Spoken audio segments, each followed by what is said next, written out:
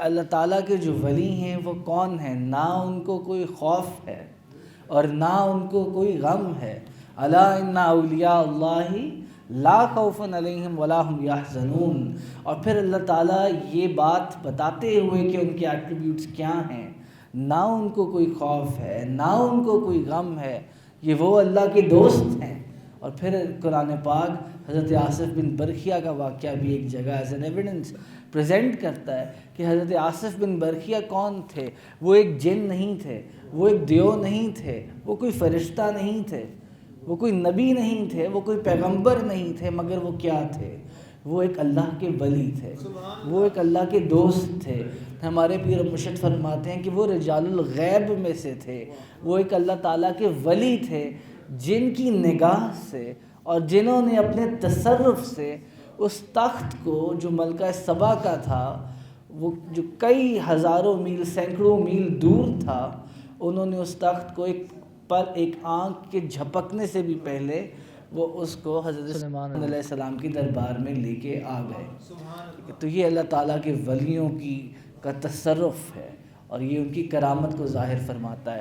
ہم حضرت سلیمان علیہ السلام کی امت کے ولی کا واقعہ ذکر کریں تو ہم دیکھتے ہیں کہ کیسی عجیب و غریب کرامت تھی، مگر پھر جب بات آئے تاجدار دو جہاں، شاہ سوار لامکاں، مالک زمین و آسماں، روح کن فگاں، حضور پر نور، شافع یوم النشور، حبیب رب غفور، احمد مجتبیٰ حضرت محمد مصطفیٰ صلی اللہ علیہ وسلم، ان کی امت کی اور ان کی امت کے ولیوں کی اور ان کی امت کے ولیوں کے بادشاہ کی، گیلانی جیلانی، محبوب سبحانی، قطب ربانی، قندیل نورانی، غوث سمدانی، حضرت سلطان الاولیاء میرا محی الدین سیدنا شیخ عبد القادر جیلانی رضی اللہ تعالیٰ عنہ. تو وہاں بھی ہم کرامات کو ظاہر دیکھتے ہیں. وہ واقعہ ہے کردستان کا کہ حضور غوث اعظم سیدنا شیخ عبد القادر جیلانی رضی اللہ تعالیٰ عنہ آپ کردستان تشریف لے کر گئے تبلیغ کی نیت سے. آپ تبلیغ کے لیے حضور غوث اعظم کردستان تشریف لے کر گئے تو وہاں آپ کا ملنا ایک پادری سے ہوا، ایک کرسچن پوپ سے ہوا، اور اس کرسچن پوپ نے حضور غوث اعظم کو کنفرنٹ کیا اور آپ سے عرض کی کہ یا شیخ، ہم نے سنا ہے کہ حضور علیہ الصلوۃ والسلام نے فرمایا کہ میری امت کے اندر ایسے لوگ بھی ہوں گے، میری امت کے اندر ایسے لوگ بھی ہوں گے جو بنی اسرائیل کے انبیاء کی مانند ہوں گے. تو اس نریشن کی، اس نیریٹو کی حقیقت کیا ہے جو حضور علیہ الصلوۃ والسلام نے فرمایا کہ میری امت کے اندر ایسے لوگ ہوں گے جو بنی اسرائیل کے انبیاء کی مانند ہوں گے. تو اس کے اوپر حضور غوث اعظم نے فرمایا کہ کیا تمہیں اس کے اوپر کوئی شک ہے؟ تو اس کے اوپر جو وہ پوپ تھے، وہ جو پادری تھے، انہوں نے فرمایا کہ آپ بتائیے، ہمارے انبیاء جو تھے وہ تو مردوں کو زندہ فرما دیا کرتے تھے، تو آپ بھی ہمیں مردوں کو زندہ کر کے دکھائیے. تو حضور غوث اعظم نے فرمایا کہ پھر ہمیں لے کے چلو کہ تم کون سے مردہ کو زندہ چاہتے ہو. تو وہ پاس ہی ایک گریو یارڈ میں، ایک سیمیٹری میں، ایک قبرستان میں حضور غوث اعظم کے ساتھ چلے گئے اور ان کے ساتھ ان کے فالوورز وغیرہ بھی تھے. تو وہاں جا کر وہ ایک پرانی قبر کے اوپر حضور غوث اعظم کو لے گئے اور انہوں نے کہا کہ اس قبر کے اندر سے جو مردہ ہے آپ اس کو زندہ فرمائیے، کیونکہ ہمارے جو نبی تھے بنی اسرائیل کے، وہ تو مردوں کو زندہ فرما دیا کرتے تھے. تو حضور علیہ الصلوۃ والسلام نے فرمایا کہ میری امت میں ایسے لوگ ہوں گے، تو اب آپ زندہ فرمائیے. تو پھر حضور غوث اعظم نے ان پادری سے کہا کہ جب آپ کے نبی مردہ کو زندہ فرماتے تھے تو وہ کیا فرماتے تھے؟ تو حضور غوث اعظم کو انہوں نے فرمایا کہ وہ فرماتے تھے قم باذن اللہ، اٹھ اللہ کے حکم سے. وہ فرماتے تھے قم باذن اللہ، اٹھ اللہ کے حکم سے. تو حضور غوث اعظم نے فرمایا پھر آگے قم باذنی، اٹھ میرے حکم سے. جب آپ نے یہ فرمایا قم باذنی تو وہ مردہ اٹھ کر کھڑا ہو گیا. تو اس کے اوپر مردے نے پھر پوچھا کہ کیا قیامت کا وقت آ گیا ہے؟ تو حضور غوث اعظم نے ارشاد فرمایا کہ نہیں، قیامت کا وقت ابھی نہیں آیا. اور پھر حضور غوث اعظم نے جب اس مردے سے پوچھا کہ تو کون ہے؟ تو اس نے فرمایا کہ میں، اور کن کی شریعت پہ، کن نبی کی شریعت پہ تو مرا تھا؟ تو اس مردے نے کہا میں حضرت دانیال علیہ السلام کی شریعت کے اوپر فوت ہوا تھا۔ تو اس بات سے ہمیں یہ چیز ظاہر ہوتی ہے کہ اللہ تعالیٰ کے برگزیدہ لوگ مردوں کو بھی زندہ فرما سکتے ہیں۔ اللہ تعالیٰ نے ان کو تصرفات عطا فرمائے ہیں۔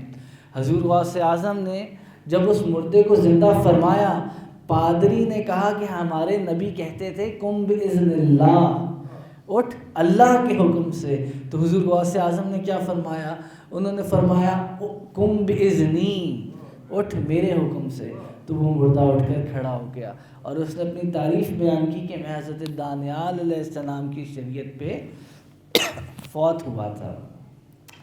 تو اب اس واقعے کو آپ دیکھیے کہ ایک اس کے اندر اللہ تعالیٰ نے وہ جو قرآن پاک کے اندر فرمایا الا ان اولیاء اللہ لا خوف علیہم ولا هم یحزنون، کہ ان اللہ کے ولیوں کو نہ کوئی خوف ہے نہ کوئی غم ہے، ان کے پاس وہ تصرف ہے کہ یہ مردوں کو بھی زندہ فرماتے ہیں۔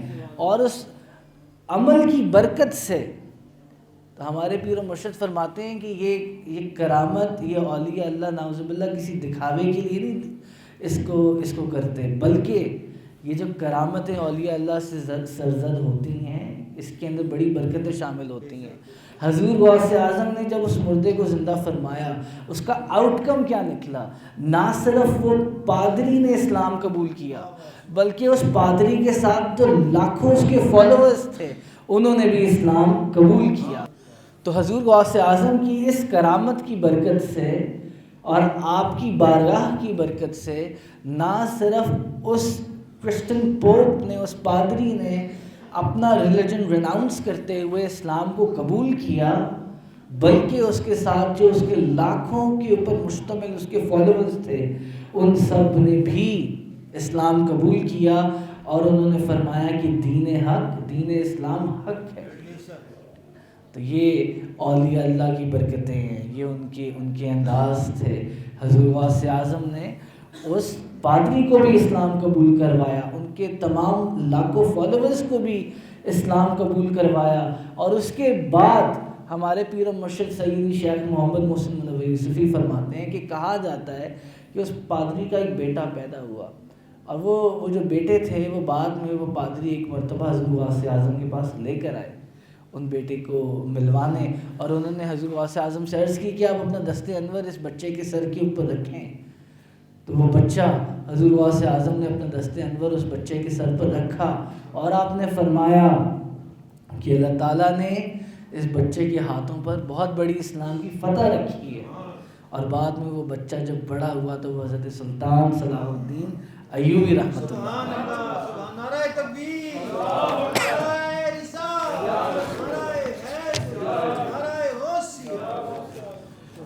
اور حضرت سلطان صلاح الدین ایوبی علیہ الرحمہ نے پھر 583 کے اندر جروسلم کو مسلمانوں کی فتح کے اندر حاصل فرمایا، مسلمانوں کو اس جگہ کے اوپر بیت المقدس حاصل ہو گیا۔